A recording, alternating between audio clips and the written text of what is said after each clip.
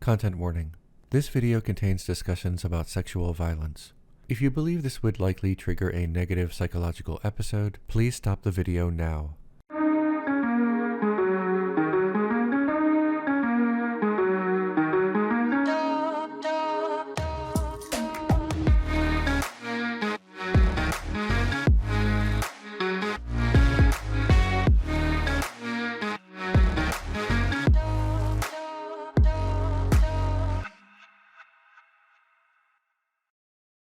Welcome to part 3 of my mini-series, The Enforcement of Hierarchies. In the previous video in this mini-series, patriarchy was explained in some detail. Here is a brief 1-minute refresher.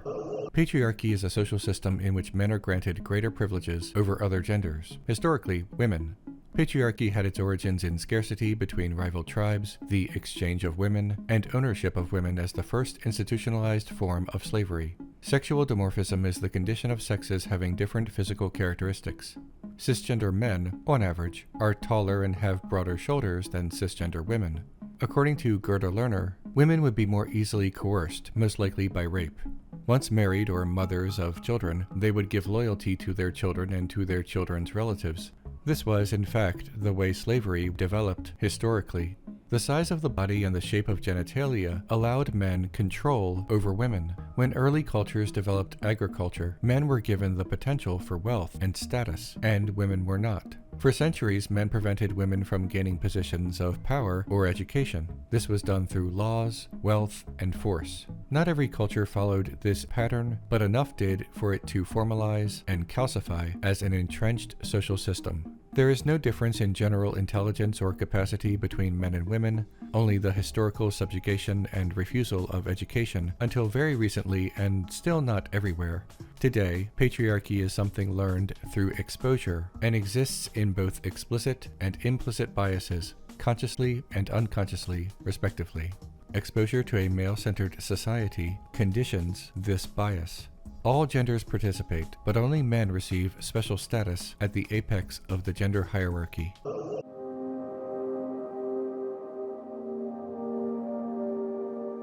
The word autonomy can be defined in a number of ways. Political autonomy is the ability for a culture to govern itself internally without the control of an external power. If a colonizing power conquers another culture, it is limiting the autonomy of the colonized culture by force. If we understand autonomy as a right, then we recognize this colonization as morally wrong. Autonomy, defined more individually, is the right of individuals to govern themselves.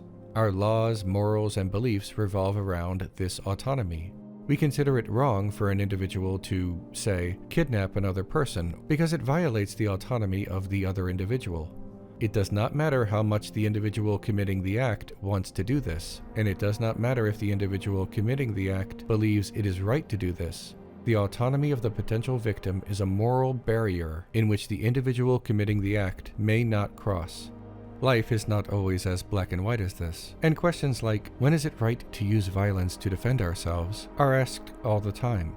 If a violent force invades the community should probably have the right to self-defense, and it would be unreasonable for that community to wait until the invading force has too much power to be defeated, especially if the goal of the invading force is to curtail the autonomy of the community. Is it right to steal to survive? It may be a violent act for an individual to steal bread from their society, but the society itself is committing violence by creating and enforcing poverty, limiting the autonomy of people. With that in mind, it would be unreasonable for impoverished people to starve so that the unjust society may continue. Exceptions exist when greater context is considered. Now, bodily autonomy is something that has few, if any, exceptions. There are fewer external considerations like the behavior of communities and societies. It's completely internal.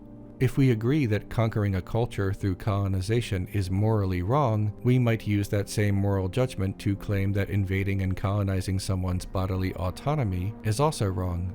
Thus, an individual's bodily autonomy, much like a culture's autonomy, must not be conquered by force. An individual's bodily autonomy is the right to keep the goings-on of their body an internal matter that cannot be violated by external forces. It is a right to privacy.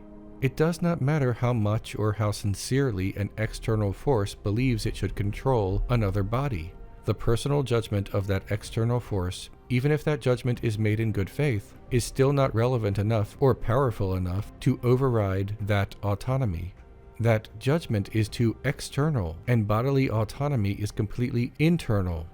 The moral barrier cannot be violated, even if the person doing the violating believes they have a good cause to do so. It's simply not their decision, so their input is not meaningful. This autonomy, this agency, this privacy, this free will, whatever one wishes to call it, is a key component in what makes us human beings.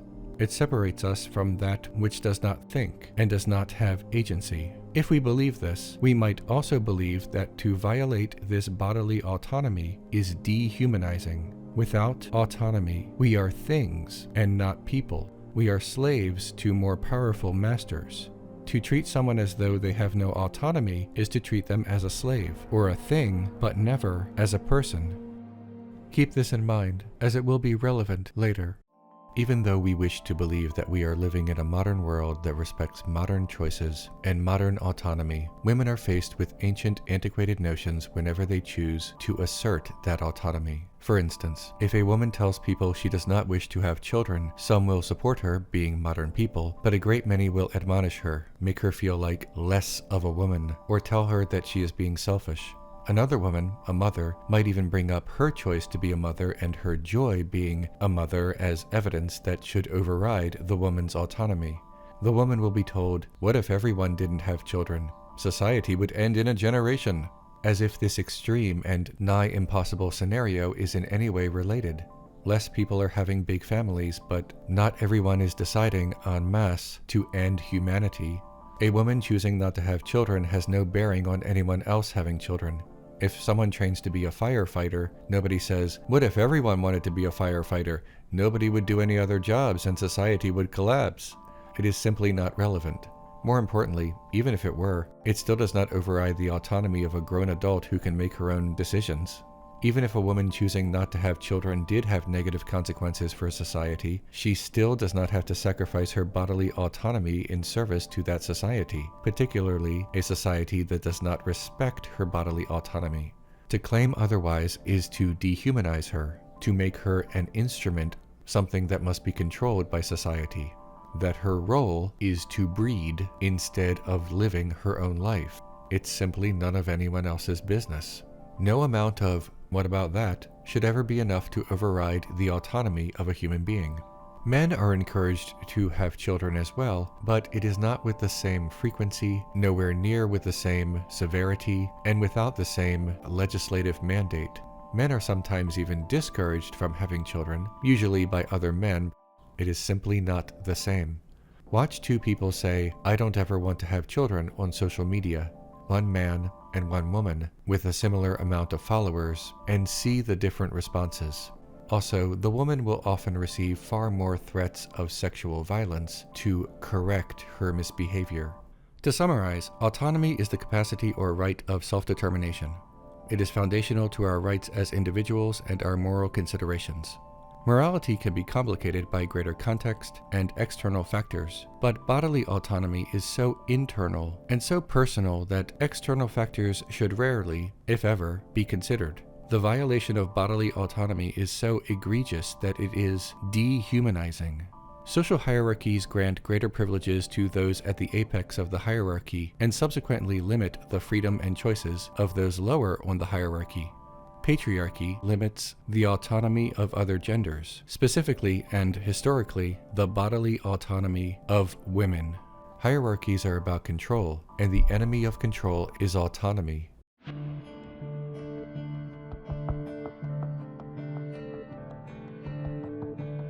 Those who wish to enforce patriarchy are weaponizing the legislature and courts to roll back protections for women, protections of autonomy. The most notable instance was the recent repeal of Roe v. Wade by the United States Supreme Court. The 1973 decision struck down federal and state prohibitions on abortion, citing the Due Process Clause and the right to privacy. Fast forward to 2022, almost overnight, trigger laws reinstated prohibitions in several states. With the removal of this nationwide protection, other states have moved forward to ban abortion as well. This was met by widespread protest and condemnation, as the vast majority of Americans disagreed with this new ruling. Regardless of one's personal position on abortion, the ruling effectively reduced the autonomy of approximately half of the American population. There is a mistaken impression that organized religion created patriarchy, but that is not the order of events. Patriarchy predates the Abrahamic faiths and organized religion in general. Religion did not invent patriarchy and did not even popularize patriarchy, but many faiths have been useful in its enforcement for thousands of years. The authors of Holy Scripture did not receive word from the heavens about the wickedness of women and reluctantly transcribed the divine word. Instead, they were born into a patriarchal society, made observations about what they perceived as good and evil, and wrote their biases into their canon. According to Jack Holland, author of Misogyny, the World's Oldest Prejudice, the rise of Christianity from an obscure sect to the world's dominant religion is a phenomenon unprecedented in human history. So too is the power and complexity of its misogynistic vision, which derives essentially from three sources. From the Jews, the early Christians took the fall of man myth, as well as the notion of sin and a profound sense of shame. Later, from the Greeks, they borrowed aspects of Plato's dualistic philosophy and Aristotle's scientific proofs of women's inherent inferiority. To this potent brew, Christianity itself contributed its central and unique tenet that God has intervened in human history in the person of Jesus Christ to save mankind from death, sin, and suffering, the evil effects of the fall from grace brought about by woman. Anti-abortion activists will often claim that their views have nothing to do with the autonomy of women and that they are merely taking the position of the religious view on abortion. However, there is a problem with that phrasing. There is no the religious view on abortion because there is no religious consensus. There is a religious view, a number of religious views, but there is no the religious view. In the United States, the majority of Buddhists, Hindus, Muslims, and Jews are pro-choice. Within Christianity, the majority of mainline Protestants, Orthodox Christians, and even a slim plurality of Catholics are pro-choice. It's so slim that those who answer "I don't know" often prevent either side from hitting 50%, but pro-choice Catholics in the United States marginally outnumber anti-abortion Catholics. When "I don't know" is not part of the poll, Catholics often reach that majority of pro-choice, according to the most recent polling.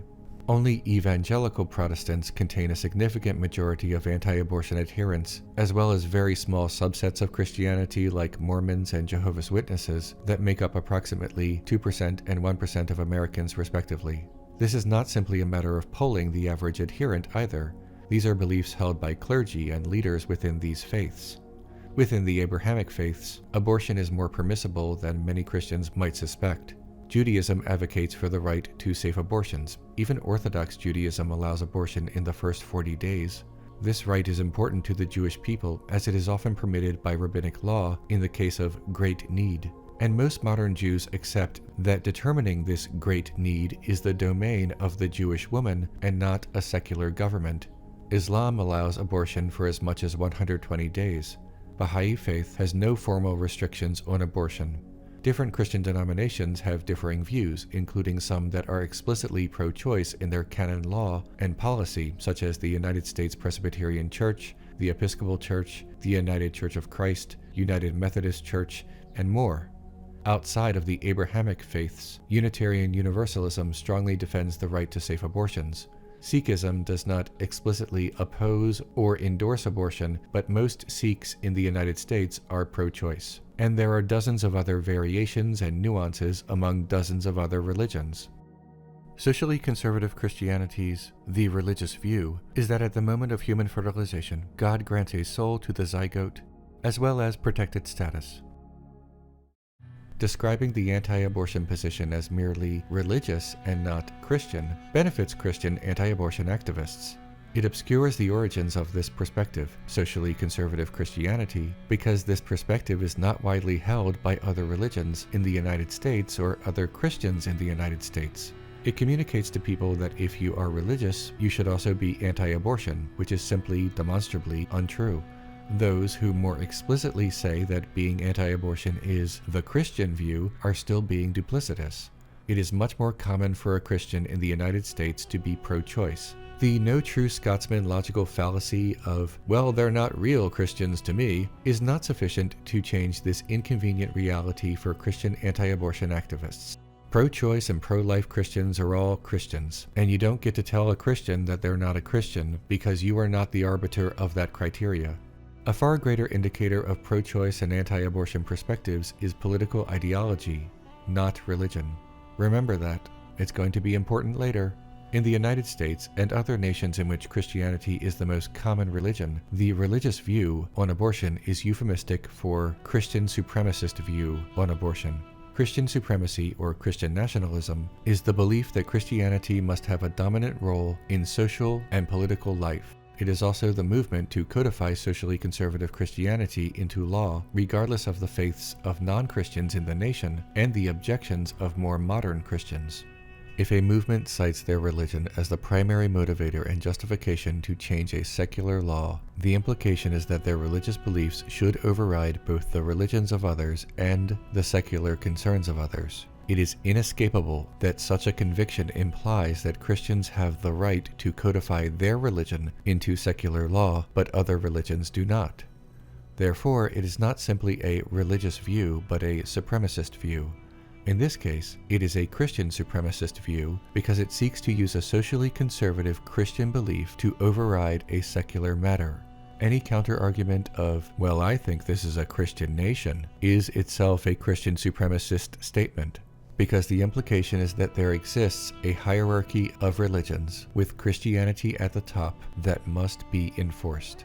The Christian anti-abortion movement does not only seek to override secular law, but seeks to override the religious views of others, including the rights under Judaism to have a safe abortion, as well as the rights of other Christians. Personal religious opposition to abortion is not in and of itself a supremacist view, but the conviction that abortion must be illegal based on that religious opposition is supremacist because it enforces that hierarchy. In short, in the United States, anti-abortion as a political movement is not the religious view. It is a Christian supremacist view. If you're a Christian and you want abortion to be illegal because of your faith, and you don't consider yourself a Christian supremacist, you can cling to that denial, but it is nonetheless inescapable that that is what it means. But I think abortion is murder.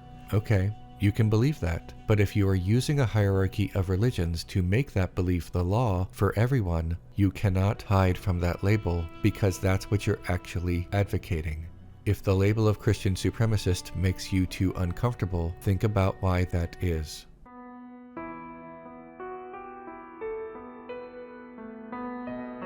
Personal religious convictions, no matter how sincere, are not enough to override the autonomy of other people.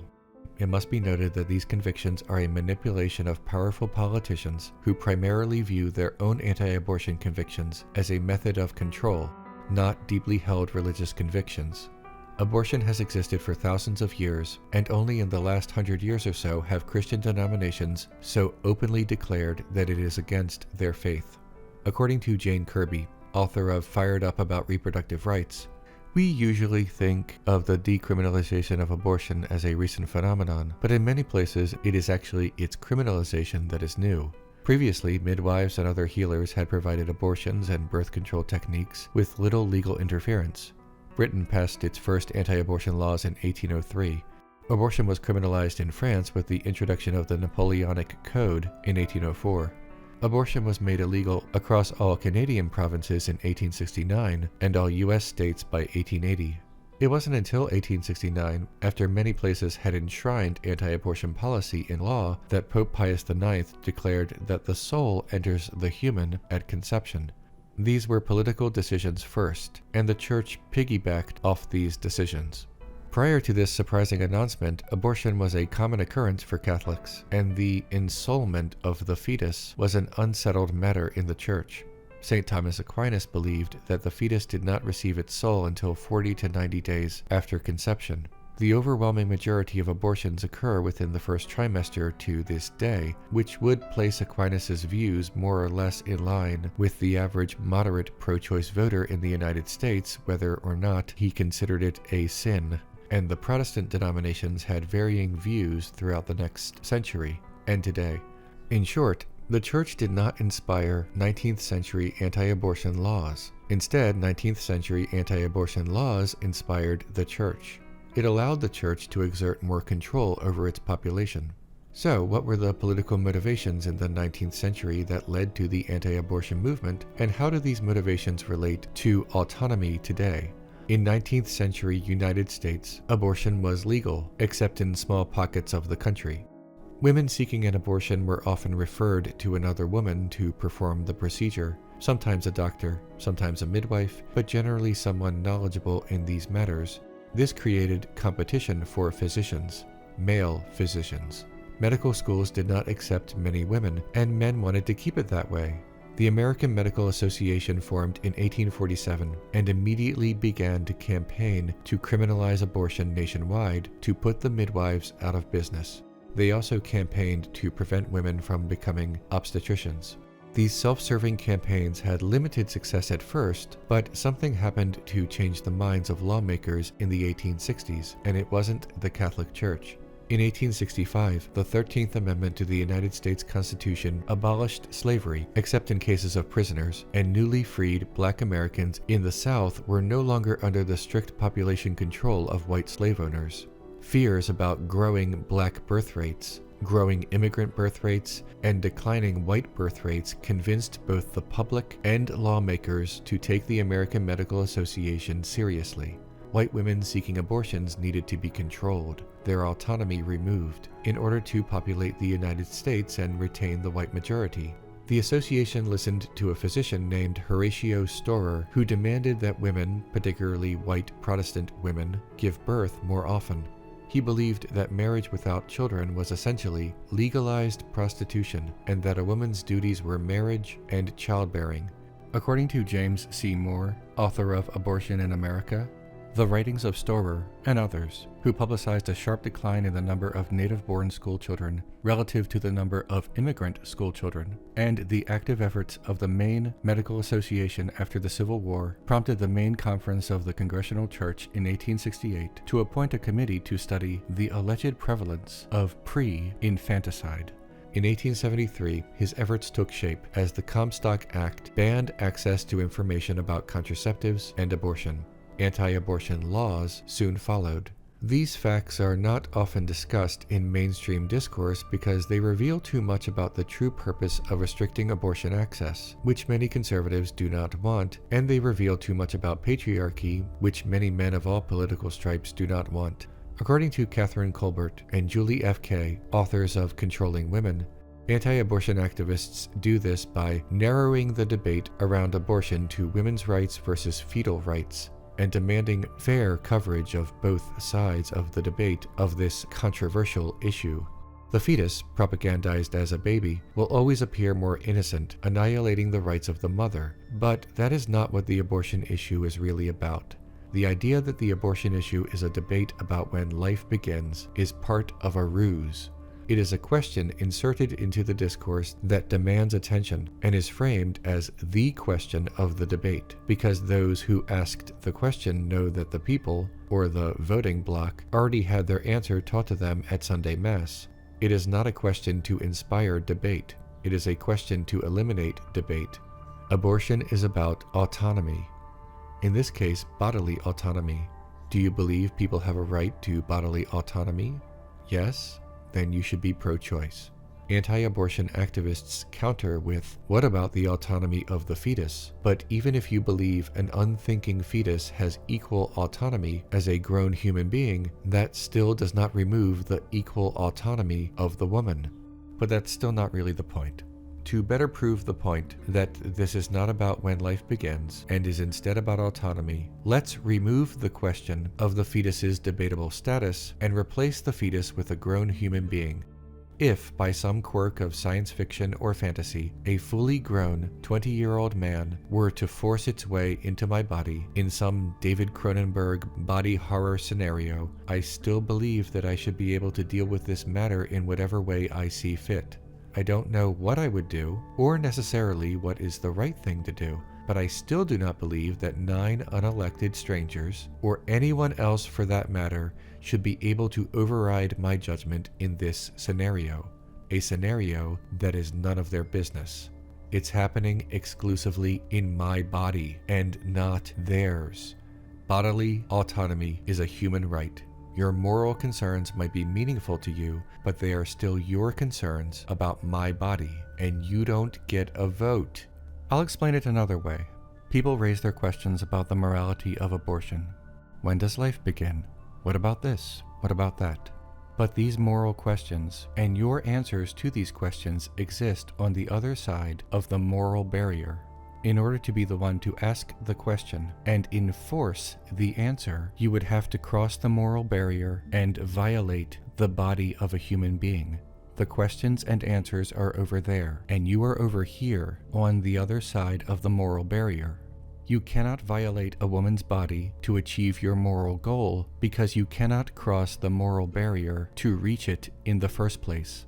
Even if there is some good deed on the other side of violating a woman, you don't get to do it. In order to enact a worldwide ban on abortion, you would first have to violate the bodies of over 3 billion people at all times. Your moral calculus about what is on the other side of the barrier is irrelevant, no matter how solid your arithmetic. People rationalize dehumanizing atrocities all the time because they have made some moral calculus about what is on the other side of the barrier. But you don't get to make the moral calculus in the first place because you are not God. That's why so many Christians are pro-choice. Even if they believe abortion is a sin, they also know that violating and controlling the bodies of half of the world's population is also a sin. The abortion debate has nothing to do with fetal ensoulment and everything to do with this moral barrier. All these questions about viability and other options outside of abortion do not supersede our bodily autonomy. Once you start creating circumstances in which human beings lose their claim to their own bodies, you have begun to dehumanize them, and that is unacceptable even if you have cause to believe that what they choose to do with their bodies is also unacceptable. Let's examine something. If someone is an organ donor, their organs can potentially be used for transplants after death. This could potentially save a life. Organ donation laws vary between nations, but the laws generally follow the opt-in or opt-out model. Opting in is called giving expressed consent to organ donation in a nation in which organ donation is not the default status for citizens. In a nation in which this is the default status, citizens' organ donation status is considered presumed consent, but they can always opt out. I'm an organ donor, I opted in, but some people, even in a presumed consent nation, might opt out for personal reasons, religious reasons, or whatever reasons they decide.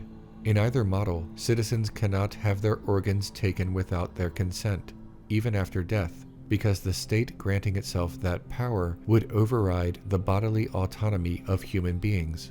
Even if someone were to argue that it would be for the greater good if the state had final authority over your body and could violate it without your consent, the moral barrier it would cross would be so egregious that it would effectively dehumanize the population. We have a right to our own bodies, and even if you personally disagree with what someone does with it or does not do with it, or that a life might be lost because of that choice, we still almost universally agree on this basic human right.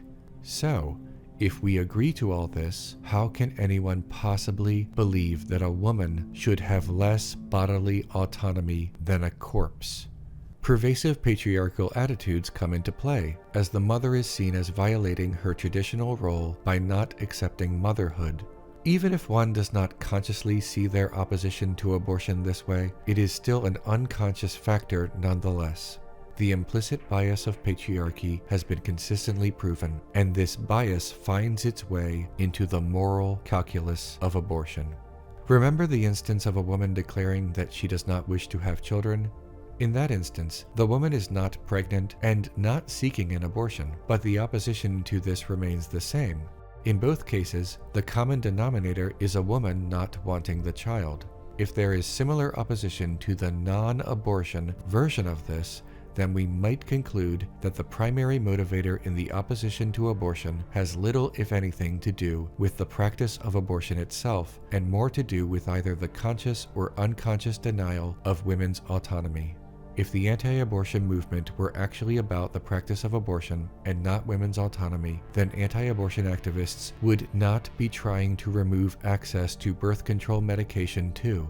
Access to the pill reduces the amount of abortions. There are studies that do not show this, but they are usually funded by pro-life groups or statistical outliers. This contradiction can be explained by acknowledging what anti-abortion activists truly want deep down, whether they realize it or not.